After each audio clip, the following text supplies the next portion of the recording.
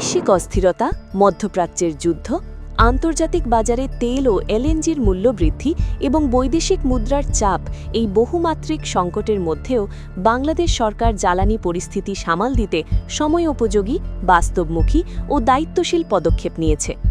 বর্তমান সরকারের সিদ্ধান্তগুলো প্রমাণ করে তারা সংকটকে শুধু তাৎক্ষণিক সমস্যা হিসেবে দেখেনি, বরং স্বল্পমেয়াদী ব্যবস্থাপনা ও দীর্ঘমেয়াদী কৌশল দুই দিকই সমান গুরুত্ব দিয়ে বিবেচনা করেছে।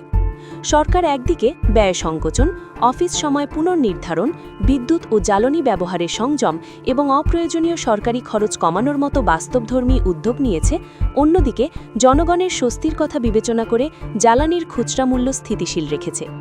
বৈশ্বিক বাজারের চাপে ভোক্তাদের ওপর তাৎক্ষণিক বোঝা চাপিয়ে না দিয়ে ভর্তুকি, তদারকি এবং মজুতদারি নিয়ন্ত্রণের মাধ্যমে সরকার জনস্বার্থকে অগ্রাধিকার দিয়েছে।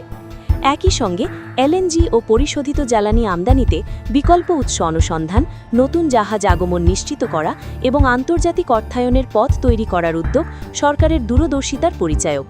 দীর্ঘমেয়াদে দেশীয় জ্বালানি উৎস, অফশোর অনুসন্ধান এবং সমন্বিত জ্বালানি কৌশল প্রণয়নের উদ্যোগও অত্যন্ত প্রশংসনীয়।